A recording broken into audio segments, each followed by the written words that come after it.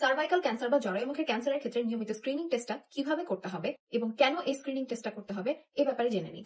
সাধারণভাবে সার্ভাইকাল ক্যান্সারের জন্য প্রথম প্যাপস্মিয়ার টেস্টটা 21 বছর বয়সে কিংবা প্রথম সহবাস বা প্রথম সেক্সুয়াল ইন্টারকোর্সের 3 বছরের মধ্যে করা উচিত।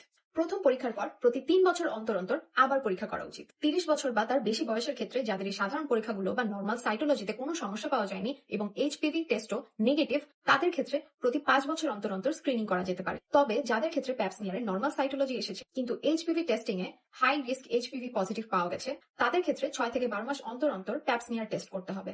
এখন প্রশ্ন হলো, কেন আমি এই স্ক্রিনিং টেস্ট 21 বছর বয়স থেকে শুরু করব? আমার মধ্যে এই রোগের কোনো লক্ষণ নেই, তারপরও আমি কেন গিয়ে টেস্ট করাবো? এখন সমস্যা হলো, সার্ভাইকাল ক্যান্সার একটা নীরব ঘাতক রোগ। এখন এই এইচপিভি সংক্রমণ খুব অল্প বয়সী হতে পারে, কিন্তু এই রোগের সিমটম গুলো দেখা দিবে খুবই পরে গিয়ে, এবং যখন আমরা এই সিমটম গুলো দেখতে পারবো তখন অনেক দেরি হয়ে যাবে। আর এই ক্ষেত্রে এই ক্যান্সারের সার্ভাইভাল রেটটা অনেকটাই কমে যাবে। তো আপনার যত দ্রুত ধরা পড়বে তত আপনার সার্ভাইভাল রেটও বাড়বে এবং আপনার রোগ সারার সম্ভাবনাও বেশি থাকবে। তাই সার্ভাইকাল ক্যান্সার প্রতিরোধের জন্য নিয়মিত স্ক্রিনিং টেস্টটাই বেশি গুরুত্বপূর্ণ।